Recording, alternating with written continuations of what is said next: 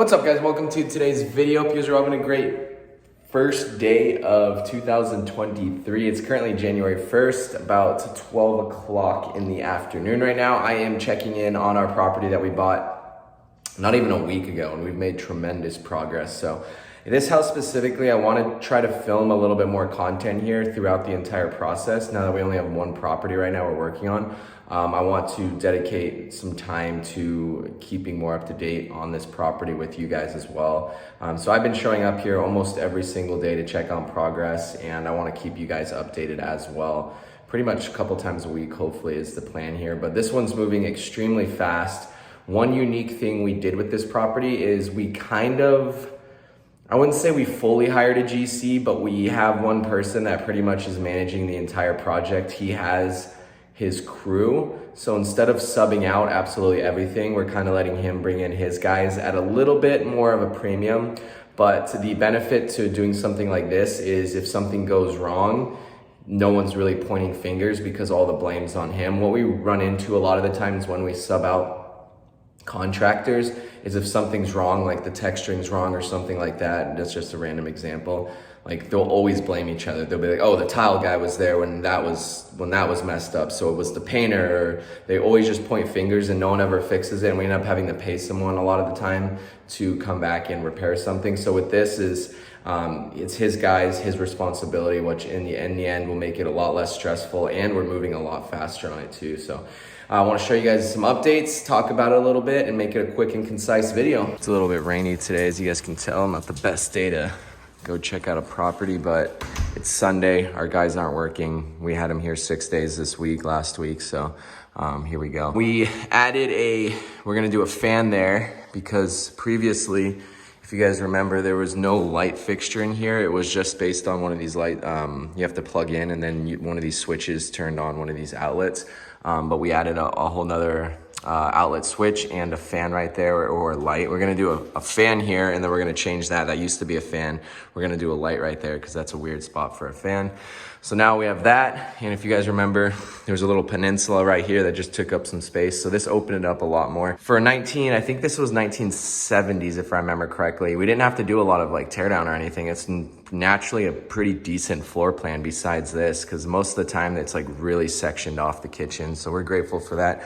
You guys can see we got all the cabinets in. Some of the cabinets are starting to go. They're doing some measurements right now, so they took them a little bit longer than before.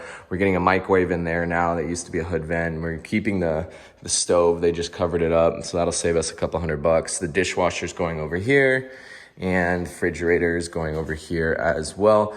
The big debate right now we're having is, are we gonna get rid of these single panel doors? They're very old school.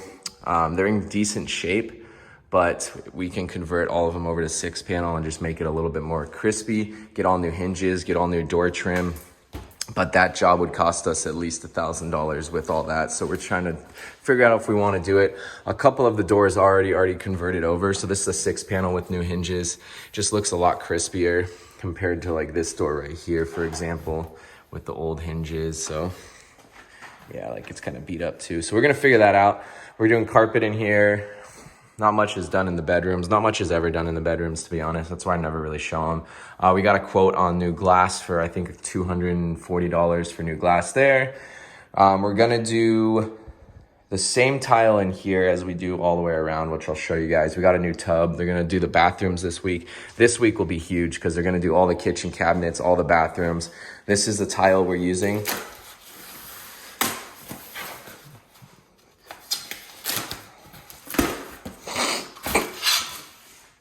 I really like it. It's got a slightly gray undertone, but it's more so beige, which is in right now. I don't know if you guys can really, yeah, that's maybe a better look at it right there. So it's got that look to it, which I think will pop really nicely. We got everything, all the material, the thin set. We got the grout, and then they haven't started the plumbing yet, but they're gonna move this over 12 inches, shrink down this a little bit, and then they're gonna start building out the shower here as well. And besides that, I mean, this flooring is gonna be a little bit different. This one's gonna be a pattern tile, so it's gonna stand out a little bit more because it is the primary. And then we're gonna paint these black, I think. And then here's the addition, which is the 3rd bedroom. There used to be the the wall unit here, we obviously got rid of that. We're gonna cap this off too, get rid of that whole line out to the AC, or out to the electrical panel, so that's all cleaned up. We still have to add ducting in here because we got rid of that. We have to now add actual ducting from the heating and cooling unit on the roof. Get rid of that, obviously. Paint these, we're gonna keep these. It's a nice little storage closet. And then of course, we're not doing much in here. We're just gonna leave all that. We're gonna get new pattern tile in here too, so it'll be a little bit different than this. And this is a nice little storage slash laundry room slash water heater room, all that good stuff, which we're doing some ducting in here too to capture this. I think this was like 80 square feet or something like that. And then the backyard, let me see.